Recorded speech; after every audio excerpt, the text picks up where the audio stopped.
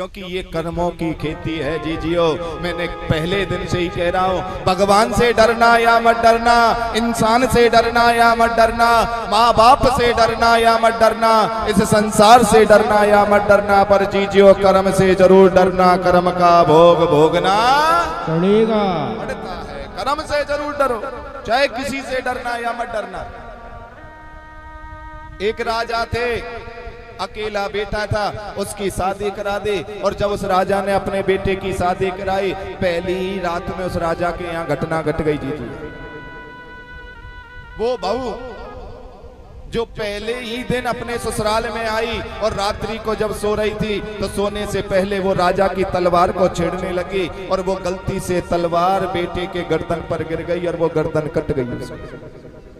सोच कर देखो कि आज ही ब्याह होकर वो बहू घर में आई है और आज ही उसने अपनी वो तलवार को छेड़ा, और तलवार को छेड़ा तो वो तलवार गलती से गिर गई, हाथ से छूट गई और उस बेटे के गर्दन पर ही गिर गई, जिसकी अभी हाथ की मेहंदी भी नहीं छूटी।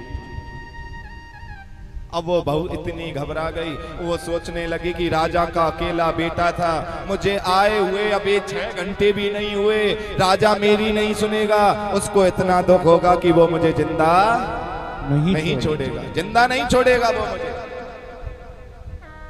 उस बहू ने क्या सोचा कि सुबह सुबह एक पंडित जी बगीचे में आते हैं मंदिर की पूजा करने, क्यों ना इस बॉडी को, इस सब को मैं उठाकर वहीं बिछा रख देती हूँ, और जैसे ही पंडित जी आएंगे और मैं हल्ला मचा दूंगी, पंडित जी ने मेरे पति को मार दिया, पंडित जी ने मेरे पति को मार दिया। अब तो उसने ऐसे ही किया, सुबह पंडित जी आए, उसने हल्ला मचा दिया, राजा के सेवक आए, राजा की सेना आई, पंडित जी को पकड़कर सभा में ले गई। अब राजा ने पूछा, हाँ पंडित जी, क्या तुमने मेरे बच्चे को मारा? पंडित जी कह रहा है नहीं मारा, और इधर से वो बहू कह रही है कि मेरे सामने सुबह सुबह इन्होंने इसी तलवार से मेरे पति का सिर काट दिया। अब राजा सोच रहा है, जो पंडित जी एक चेंटी नहीं मार सकता, वो मेरे बेटे को कैसे मार सकता है। राजा के मन में संशय हो रहा है, पर राजा ने कहा कि सैनिकों से, सैनिकों, जिस हाथ से पंडित जी ने तलवार उठाकर मेरे बच्चे की गर्दन काटी है, एक काम करो, पंडित जी के उसी हाथ को काट दो। क्या कर दो? पंडित जी के उसी हाथ को काट दो। अब तो बेचारे पंडित जी का वो हाथ कट गया। पंडित जी घर पर आए, माला झोरी सब उतार कर रखी, कहने लगा कि संसार में कोई भगवान नहीं है। अरे मेरा दोष क्या था, मेरी गलती क्या थी, मैंने तो राजा के बेटे को टच भी नहीं किया और राजा के बेटे की मृत्यु मेरे सिर आ गई। पंडित जी रोते हुए कहां चले गए जी? कहां गए पंडित जी? अपने गुरु के द्वार पर। शिव महापुराण की कथा, राम कथा, भागवत कथा एक ही शिक्षा देती है जीजियो, कभी भी संकट आए कहीं मत जाना, अपने गुरु के द्वार पर चले जाना और अपने गुरु से जाकर जो भी कुछ कहना है उसी से जाकर कहना, वो तुम्हारी हर मनोकामनाओं को पूर्ण। वो राजा दशरथ,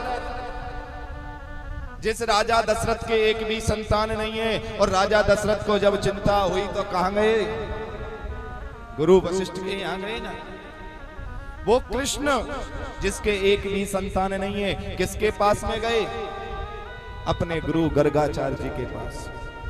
और शिव महापुराण की कथा यही कहती है, जीवन में कभी भी कोई भी संकट आए तो अपने गुरु के द्वार पर जाओ, अपने गुरु की शरण में जाओ, वो तुम्हारे कोई ना कोई समाधान जरूर निकाल देगा। और अगर आप दुनिया में दर दर भटकोगे तो जीजियो कहीं ना कहीं डूब कर ही रह जाओगे, पार नहीं उतर पाओगे। वो पंडित जी भी अपने गुरु के द्वार पर गए, गुरु की शरण में गए। गुरुदेव ने कहा कि बेटा, मैं तो तुझे ये नहीं बता सकता तेरा हाथ क्यों कटा है, पर तू एक काम कर, तू मेरे गुरु के द्वार पर जा। और उनको प्रयागराज में भेज दिया। वो पंडित जी प्रयागराज में आए और प्रयागराज में जैसे ही गुरु जी के घर पर पहुंचे, गेट बजाया और गेट बजाया तो गुरु माता निकल कर आई। गुरु माता निकल कर आई। निकलते गुरु माता ने तो उल्टा सीधा बोलना शुरू कर दिया, ऐसा ही तेरा गुरु, ऐसा ही तू, और ये दिमाग खराब कर दिया, नींद खराब कर दी, आने दो, मैं बताऊंगी उनको। अरे पंडिताई करनी है तो अपना भार करो, मतलब गुरु के बारे में ही उल्टा बोल रही है। अब वो सोच रहा है मनी मन, बाप रे बाप, यहाँ तो मैं अपने कर्म की पूछने आया, मुझसे ज्यादा तो हमारे गुरुजी के ही कर्म ऐसे। बेचारा लौट कर चला गया।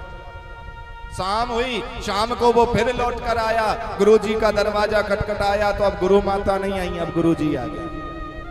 और गुरुजी आ गए तो गुरुजी ने जैसे ही पूछा बेटा कौन, उन्होंने अपना परिचय दिया, बिठाया।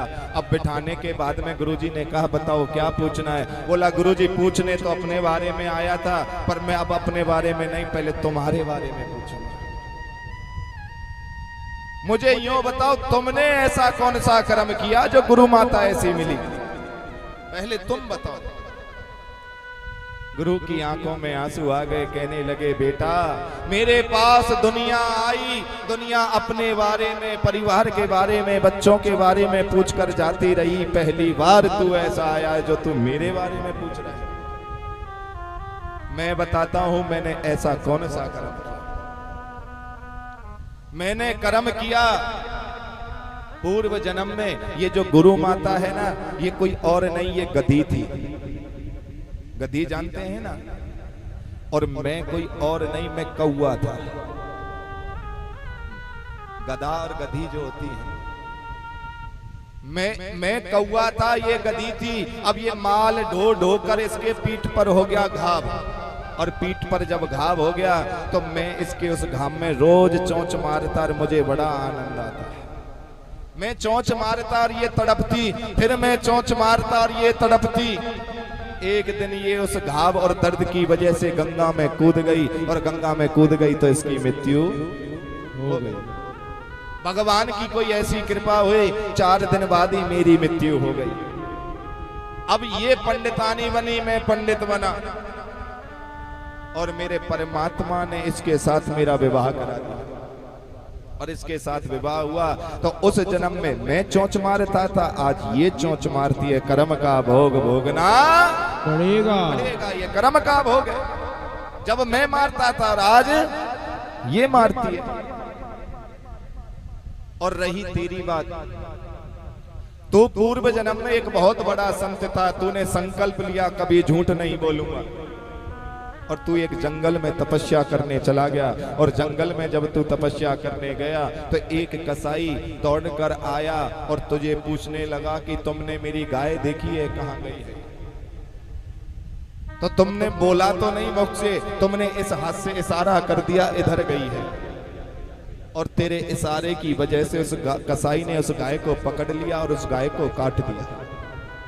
तो तुझसे यही पाप कर्म हुआ कि तेरे इशारे की वजह से गौ हत्या हो गई। इसीलिए मेरे परमात्मा ने, मेरे बाबा भोलेनाथ ने तेरे इस हाथ को काट लिया जिस हाथ ने उस गौ की हत्या कराई थी। क्यों? क्योंकि कर्म का भोग भोगना पड़ता है। और सुन, वो राजा का बेटा और वो राजा की बहू कोई और नहीं, वो राजा का बेटा कसाई है, और राजा की जो बहू बेटे की बहू बनकर आई है वो गौ माता थी। उसको उसने पूर्व जन्म में काटा, तो इसने उसको इस जन्म में काट दिया। क्यों? क्योंकि जीजियो कर्म का भोग भोगना पड़ता है।